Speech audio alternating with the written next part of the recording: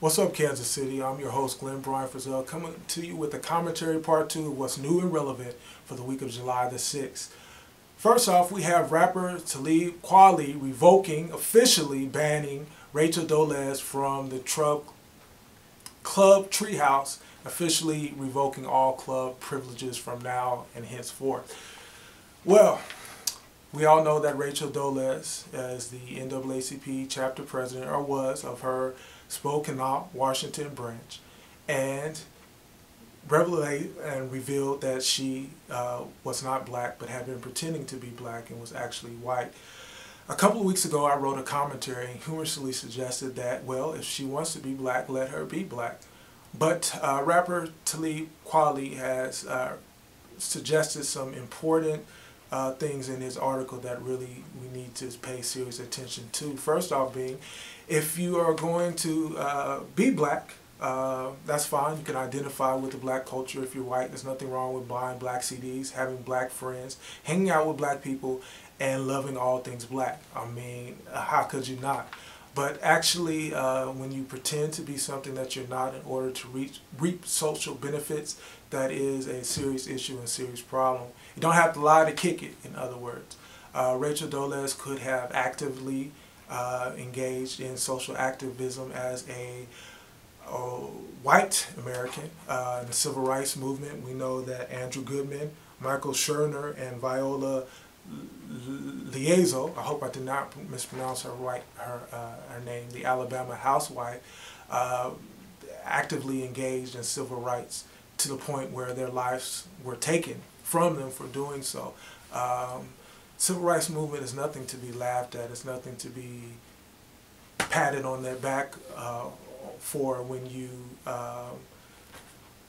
are a benefit of white skin privilege. So those are serious considerations one needs to take into account when they want to step across a racial line.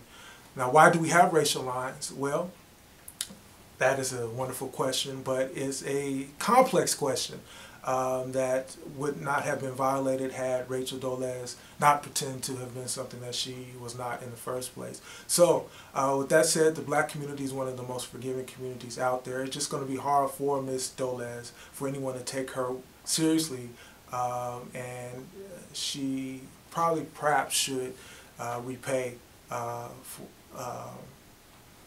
in some type of way for the social benefits that she was able to reap for her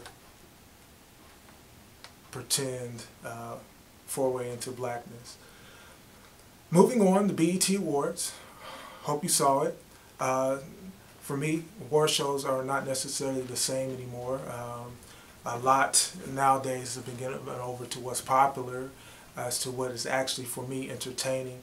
But it was nice to see some familiar faces, some older faces at the award show, as well as some of the younger faces. I believe the political tone was keyed down this year.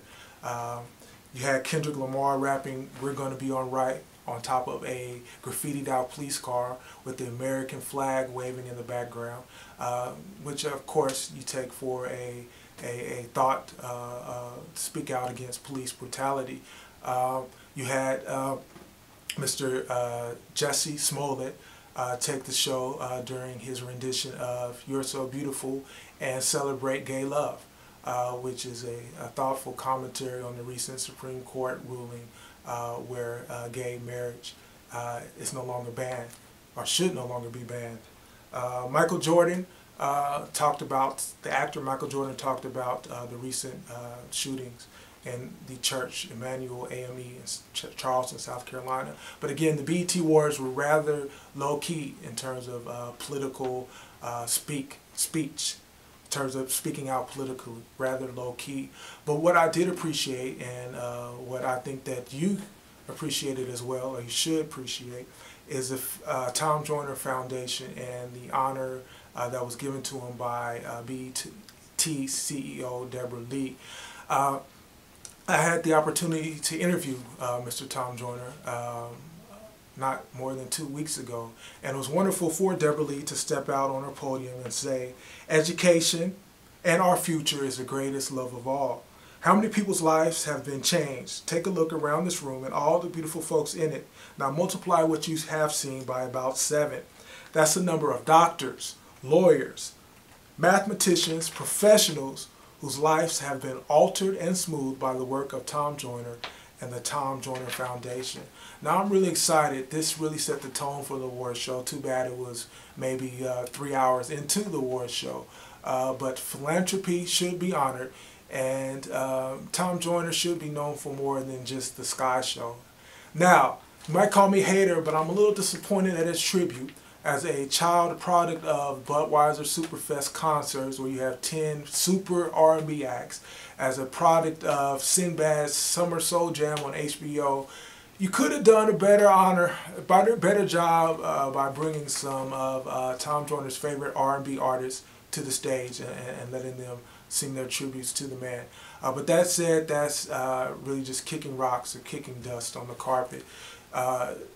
Deborah Lee, BET, excellent job of honoring Tom Joyner. I look forward to more original programming, more award shows with nature of this tone. It was a exciting break from the normal madness of a normal week here in Kansas City. And also TV1. TV1 is doing some great things this summer.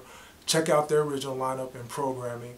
And I challenge you, as you are going about your summer, whether you are watching television or actually attending the award shows, these family reunions. The NAACP is having their convention, annual convention, national convention in Philadelphia. The Urban League has a convention. You have Mega Fest coming up. And you have different conventions of fraternities and sororities, to ask yourself, where's my money going? Where's my time and energy going after this conference is over? What do I take back to my communities? What do I take back to my household? How do I educate myself further to make a difference in my community? It's one thing to talk about solutions, but it's another thing to actually be actively engaged in solution making. And that's what we're about here at What's Up Kansas City. So, as always, I invite you to challenge me to become better. Log on to whatsupkansascity.net. Check me out at Facebook, Glenn Bryan. Request that I add you as a friend. And remember, the sky is the limit. Aim high, shoot for the moon. If you miss, at the very least, you would have landed among the stars. Take care until next time.